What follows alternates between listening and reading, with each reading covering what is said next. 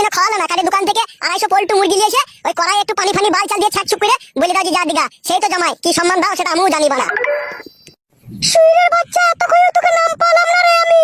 তোকে গোটা গোটা মুরগির রান আমি নারকেল তেলে ভেজে খাওয়ালাম রে শুইরের বাচ্চা। তোকে বাসন্তী পোলাও খাওয়ালাম, তাও তোর কাছে আমি নাম পেলাম না। পেদা কুকুর বেটা, তুই খেয়ে যেন দুনিয়া থেকে যাস। কি খয়েছো বলা তুমি আমাকে? হ্যাঁ বলো কি খয়েছে বলো।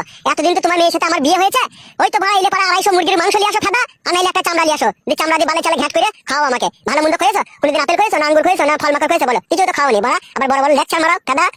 মারে ওরা খেয়ে পুরো যা, তোদেরকে যতই খাওয়াস তাও নাম পাবি না, ওরা এমন শুইরের বাচ্চা। মানা করো শাশুড়ি মা, তোমার মেয়েকে দেখো কেমন গাল দিচ্ছে দেখো। বেশ করছে, তোকে গাল দিচ্ছি। তত 12 চুদা কেন রে শুইরের বাচ্চা, তত 12 চুদা কেন তুই?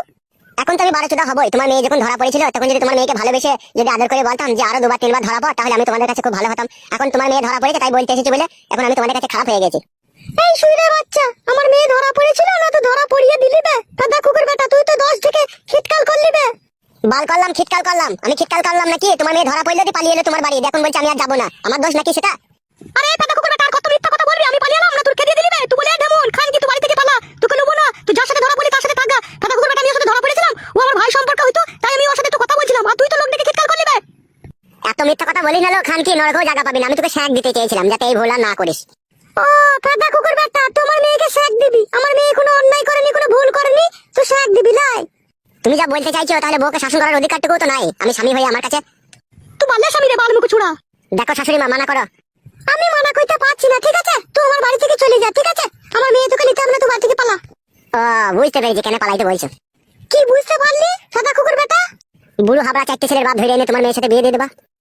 আচ্ছা লো কুকুর বেটার পাল্লাই পড়েছিল আমার মেয়ে রে। আচ্ছা দাদা কুকুর বেটা তুমিও আচ্ছা দাদা কুকুর বেটি, তোমার মতো শাশুড়ি যেন কোনো ছেলের কপালে না জিতে। তোমার এই ফাদা মেয়ে থাকলে তোমার বাড়িতে আমি আগে চললাম, যদি ভালো মনে করো দিয়ে আসবা, আর যদি না মনে করো তাহলে বুড়ো হাবড়া ডেকে এনে বিয়ে দিয়ে দেবা। আমি আর আইব না তোমার মেয়েকে নিতে। বেরোবে কাদা কুকুর বেটা আমার বাড়ি থেকে, তোকে নিতে হবে না, আমি যা পালা। ঠিক আছে ফাদা, আমিও দেখবো ক ছেলের বাপের সাথে তোর বেটির বিয়ে হয়। আমি চললাম। খান কি ওই বুড়ো ভাতালি থাকবি তুই? তোকেও বলছি শুন, খবরদার মন খারাপ করবি না। আমি আবার আই বড় ভাতা তোর জন্য জোগাড় করব। ও শুইরের বাচ্চা পালাক আমার বাড়ি থেকে, দরকার নেই এরকম জামাই।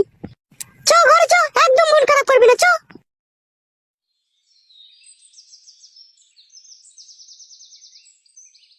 হবে তা তোর শাশুড়ি কি বললো বে? শাশুড়ি মাং মারানি তো শিখিয়ে দিচ্ছে বউটাকে, বলা যাবো না। আসবে না তোর মেয়েটাকে গানে ভরে রাখবে নাকি ও? সেটা ওরাই জানে কোথা ভরে রাখবে কিনা। Subscribe to my channel.